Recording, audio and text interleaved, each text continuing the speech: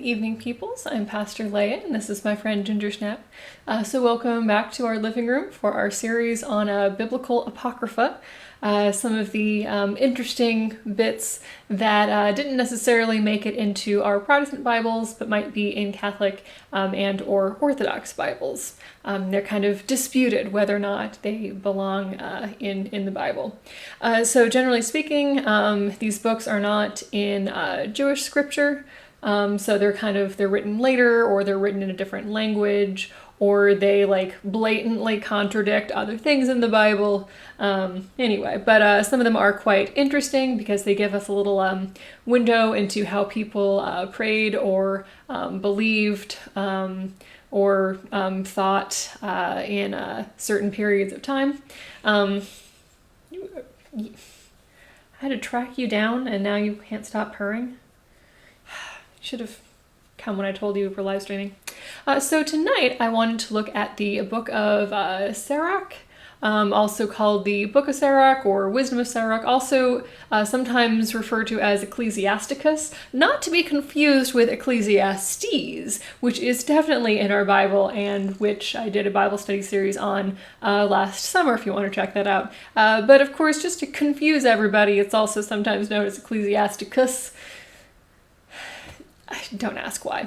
Anyway, so this is an interesting book. It was written like around 200-ish BC, and it's kind of a collection of ethical writings, miscellaneous advice, some etiquette, weirdly enough. It's got a couple different poems about the embodiment of wisdom, who is female, and it's got, towards the end, a rather like 5 or 6 chapter long ode to men of renown. So it goes through like the patriarchs and authors of biblical books and kind of goes off about their deeds.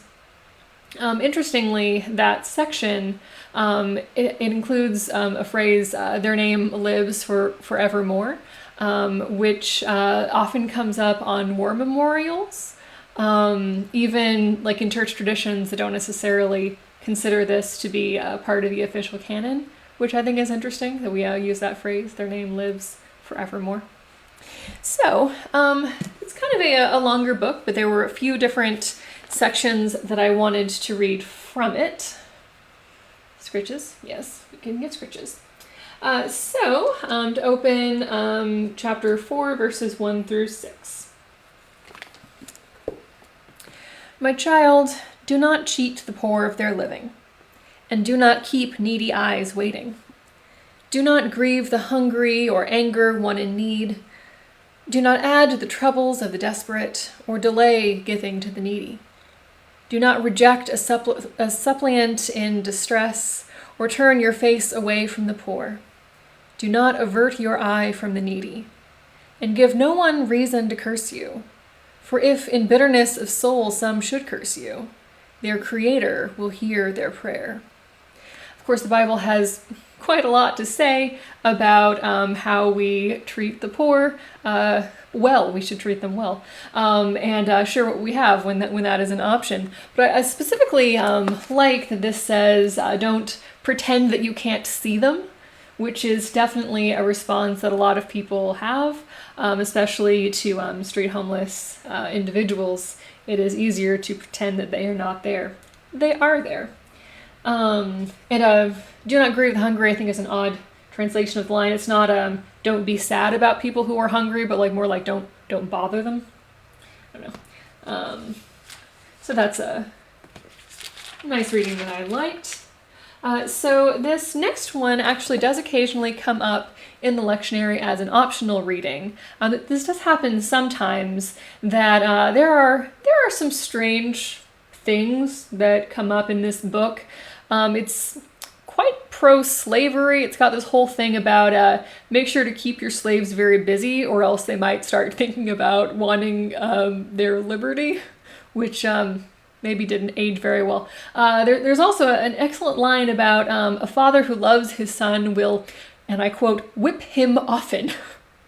Not even just in the sense of like discipline is a relevant and important part of a child's upbringing, but specifically whip him often, which intense. It's also got a whole bit about, oh gosh, how embarrassing it is to have a daughter, and what a loss it is to have the birth of a daughter, and a headstrong daughter, oh my gosh, is just the worst. And anyway, but there are some things that are worth lifting up from this book. And so there's, I'm going to say maybe 4 or 5 sections that come up as optional readings, like in addition to another Hebrew Bible reading in the lectionary. So this is from chapter 10, verses 12 through 18. The beginning of human pride is to forsake the Lord. The heart has withdrawn from its maker. For the beginning of pride is sin, and the one who clings to it pours out abominations. Therefore the Lord brings upon them unheard of calamities, and destroys them completely. The Lord overthrows the thrones of rulers, and enthrones the lowly in their place. The Lord plucks up the roots of the nations, and plants the humble in their place. The Lord lays waste to the lands of the nations, and destroys them to the foundations of the earth. God removes some of them and destroys them, and erases the memory of them from the earth. Pride was not created for human beings, or violent anger for those born of women. So it's interesting reflection on pride being the beginning of many other sins. And so your mindset in approaching the world, and the priority that you place on yourself as opposed to other people, or those around you, those in need, God, ethics, etc. So this one also comes up occasionally in the lectionary, chapter 27, verses 4 through 7. When a sieve is shaken, the refuse appears. So do a person's faults when he speaks.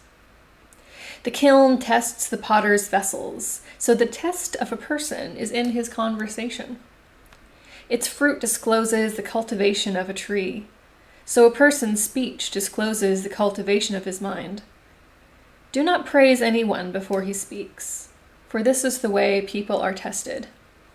Of course, how people act is also very important, but I think it's interesting that, I mean, what we say matters, and our words can really hurt people. So when we speak and how we talk about other people is a pretty big indicator of our character. So I think that's an interesting section. So this bit I just wanted to read because it's it's not the sort of thing I would expect to find in the Bible.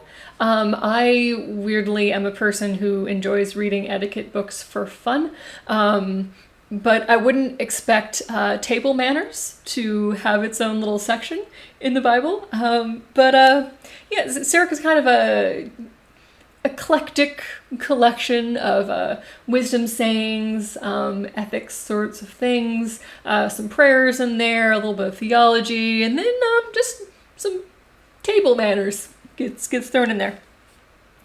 Are you seated at the table of the great? Do not be greedy at it, and do not say how much food there is here. Remember that a greedy eye is a bad thing. What has been created more greedy than the eye? Therefore it sheds tears for any reason. Do not reach out your hand for everything you see, and do not crowd your neighbor at the dish. Judge your neighbor's feelings by your own, and in every matter be thoughtful. Eat what is set before you, like a well-brought-up person. And do not chew greedily, or you will give offense. Be the first to stop as befits good manners, and do not be insatiable, or you will give offense. If you are seated among many persons, do not help yourself before they do.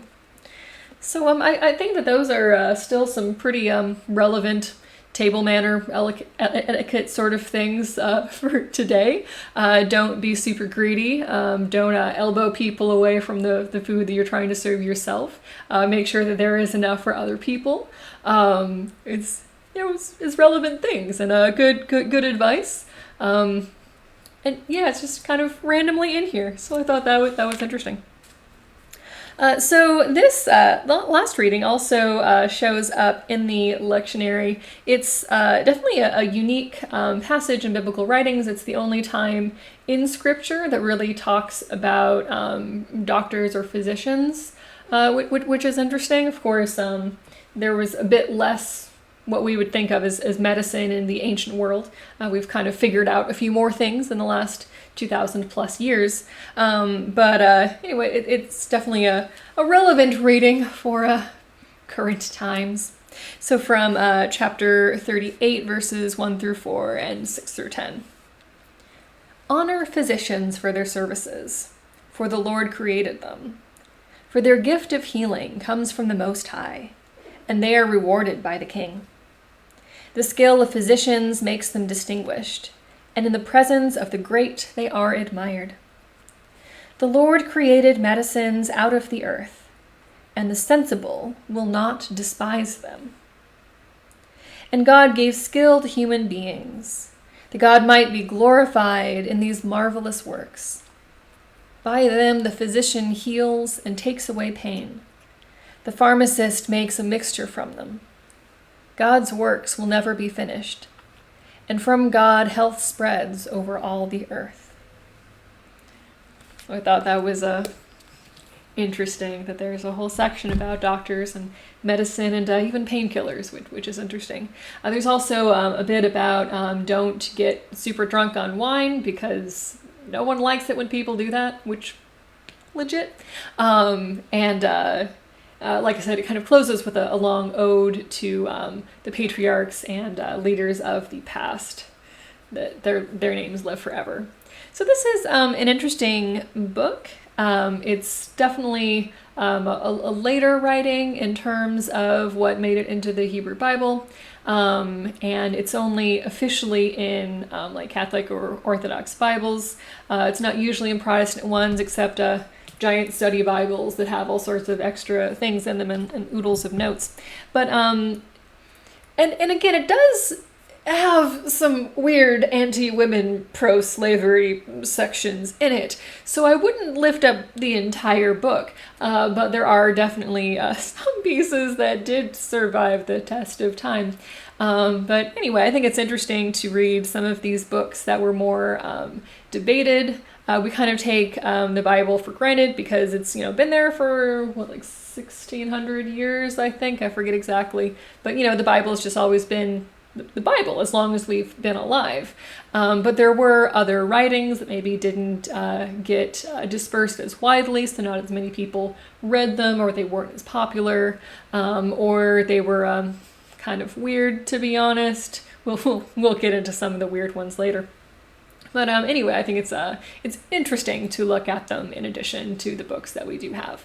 So anyway, that is the book, or Wisdom, or just Sirach, or Ecclesiasticus, because why not make things more confusing? So Gingersnap and I hope to see some of you on Thursday at 5 for our usual time of Zoom fellowship. And of course, on Sunday mornings, we are in person in the sanctuary at 10, or when tech is behaving itself, around 10:15 on Facebook Live. So we hope to see some of you on a Thursday or Sunday. Gingersnap especially loves to see people on Zoom. She loves Zoom. It's her favorite thing because I sit here and pet her, and people tell her through the screen how pretty she is. She's a very, very vain little cat. Anyway. Good night from the both. We're waving good night, Gingersnap. Yes, we're waving good night. So we hope to see you soon, and in the meanwhile, good night.